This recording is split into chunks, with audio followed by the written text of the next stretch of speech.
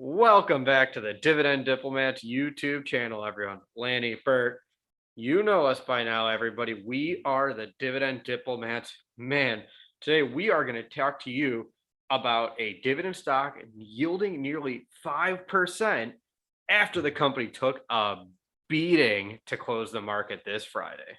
They took a smack down. But you know why? Because you guys smashed that subscribe button for us. You guys are liking this video.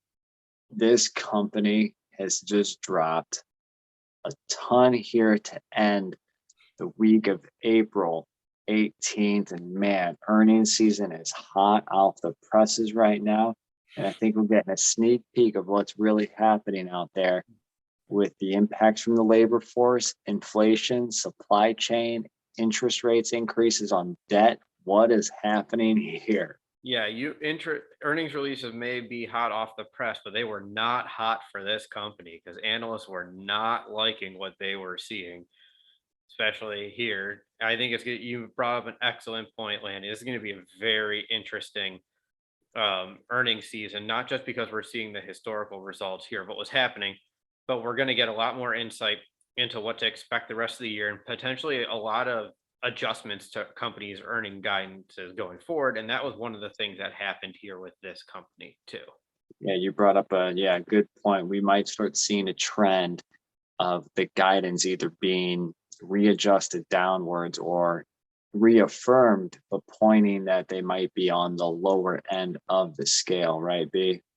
Yeah, I think the more interesting thing from this earnings season so far, if you want to talk about the company that always zigs when they zag, companies are getting beaten down this quarter. IBM crushed it last week after their earnings, after what, 3 straight years of them crushing it when the rest of the company getting crushed, I should say, when other companies were destroying it.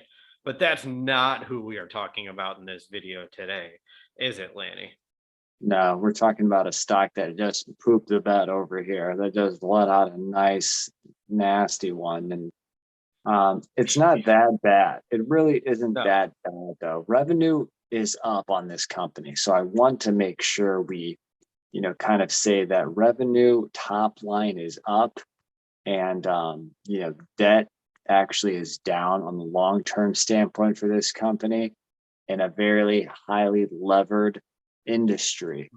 We just talked about AT&T, Bert, but we're not talking about AT&T in this video, are we? Oh no. Are we talking about T-Mobile? No, we're not. We're talking about Verizon, ticker symbol VZ, big red, the company that was all over our watch list to end 2020 and enter 2021. Took a break from the watch list, but they might be flying back up after that nearly 6% decrease after earnings were released on Friday. Yeah, they took a real big dump here on April 22nd. Big dumps for Big Red. Who knows what Big Red's eating these days here? Sounds But like it a box seems, of colon blow to me. yeah, it seems like they need to take some pages out of AT&T's book, said no one ever. But a few things looking at their financial statements that just came out. I want to say that they did pay down their long-term debt by, about $3.5 billion, which is nothing to scoff at considering how much they had to borrow to start winning these 5G, wars here. Maybe they are taking a page out of AT&T's books. They're just taking on some more debt to acquire the business. Do you see that rumor that they're going to be buying the newly spun off DirecTV entity as well? Where's the nearest exit door? I'm kidding, everybody. Yeah, but what was interesting in Verizon's earning release, when you looked at AT&T and even when you looked at T-Mobile, you saw a lot of positive news from a subscriber front for those two companies. You saw a lot of growth, a lot of postpaid, a lot of wireless growth. Verizon, that necessarily wasn't the case, and now you can see where AT&T and T-Mobile were picking up those customers. Because in the earnings release this last quarter, Verizon posted a net loss of 36,000 subscribers for postpaid phone, and wireless retail phone had a net loss of nearly 300,000 subscribers or users there. Not what you want to see when two of the competitors are taking on those people. Yeah, still the industry leader in the total retail connections at over 143 million, on the wireless side of things. Again, they're still pumping out strong cash flow, still reporting positive earnings, albeit not exactly where they were at this time last year. However, they are saying that after they adjust for the special items, quote unquote, adjusted earnings is about $1.35 versus the adjusted earnings of $1.36. So it's almost like it's almost flat. Yeah. And the big piece also was the guidance there. They didn't say lower the guidance. They just said we're expecting guidance to be on the lower end of the range that they were talking about. So they had Yeah. been expecting what between revenue growth of 9 to 10%. So it's going to be closer to 9%. Earnings per share 540 to 555, closer to 540. To your point though, 9% revenue growth and $5.40 earning per share are still pretty good for the company, if you ask me. Where it's like it still smells really good. Yeah, real good, Lanny. But I think the other interesting thing is you brought up a great point earlier, Lanny. You're going to start to see the impact of inflation here, and this could have a impact on Verizon as the market leader. We all know this. Verizon's never actually the cheapest of your cell phone plans. So as you have inflation coming up, impacting other areas of your budget, and you're going to be looking to slash. You're getting great offers from AT&T, and you're getting great offers from T-Mobile that can help you reduce a bill and offset the cost of inflation in other areas of your budget. It could continue to see their subscriber growth and their revenue get eaten into throughout the year if inflation continues to soar. Yeah, good point. You might be seeing some other up and coming, or some of the smaller providers start to do well, because of, more than likely AT&T and Verizon is going to pass on any sort of inflationary charges on to the consumer. So I know Visible has been a heavy one in the news lately, which I think is even a little subsidiary. They use Verizon networks. So, obviously I use Google Fi. So I'm wondering if users might flock from some of the bigger entities if costs start to rise on their plans. Yeah, so we'll see. That's why guidance is slipping down. There still is the potential for guidance to continue sliding down further if these trends continue throughout the rest of the year. So, all right, we got the earnings behind us. Now, Lanny, let's see if Verizon is an undervalued dividend stock to buy. How are we going to see that, Lanny? What are we going to do? We are going to see which way the wind blows. No, we're going to dive into the Dividend Diplomat stock screener focused on three critical metrics that we've determined to be big when evaluating dividend stocks to buy. One is the price to earnings less than the competition and the S&P 500. Two, dividend payout ratio less than 60%.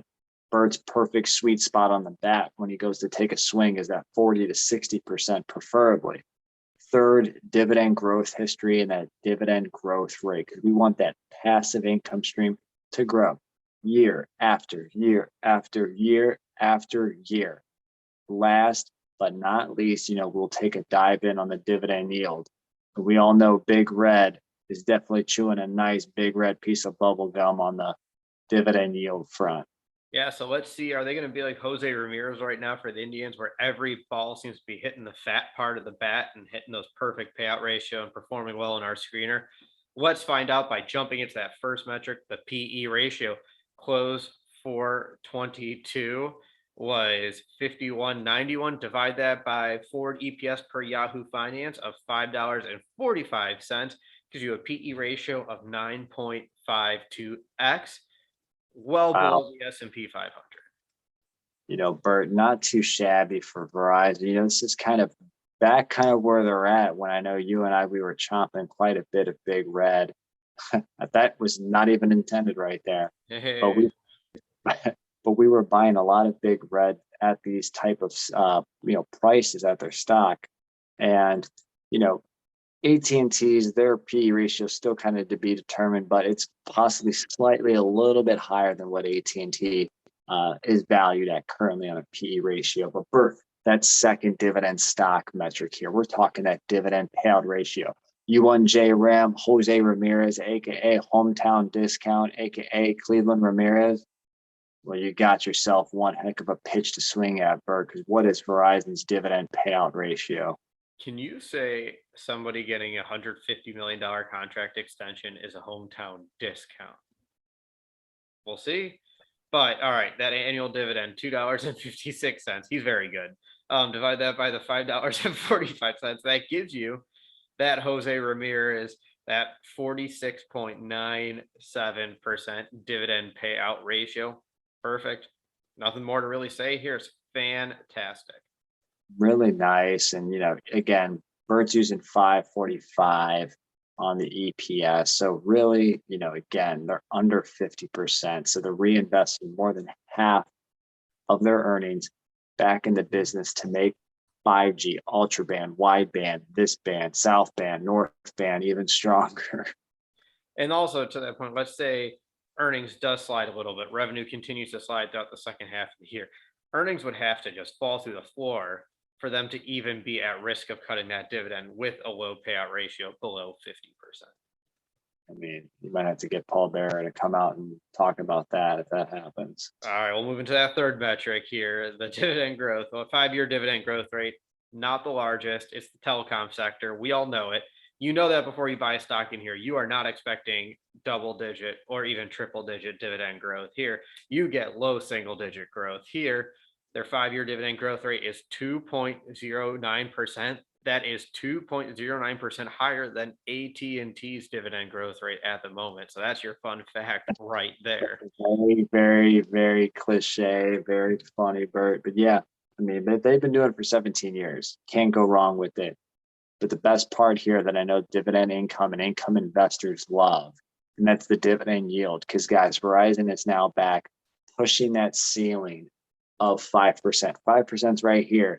You see that little bit of room on between my hair and yep, that's how much. They're at 4.93% right now, based on a $2.56 cent dividend over $51.91. So let's summarize here for Verizon. 9.52 PE ratio, 46.97% payout ratio, 2% 5-year dividend growth rate, 17 years of increase in that dividend with a 4.93% dividend yield. Not bad. Earnings as well. Again, losses in subscribers in certain areas, but still strong revenue, strong earnings, strong cash flow, paying down the debt. That's kind of what we're seeing here from Verizon's earnings release. Lanny, what are you thinking here? I remember getting over the 100 share hump as my goal, and I do have 116 whopping shares of Big Red. It's a big position. So that is sounds not to a me small like position. sounds to me like that position is full for you, and it'll take continued following for you to consider adding more to Verizon. Not to put words in your mouth. Yeah, if they drop below 50, I'm there. Yeah.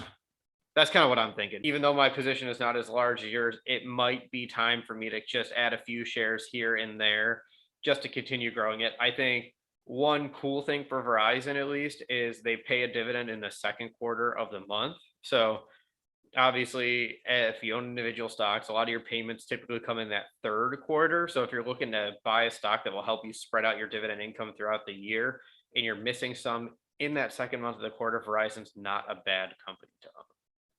Good way to spread that income all around, baby.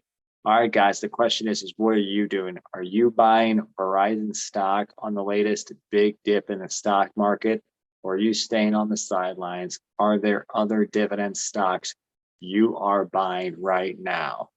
Let us know in the comment section below. And if you haven't already, subscribe to our channel.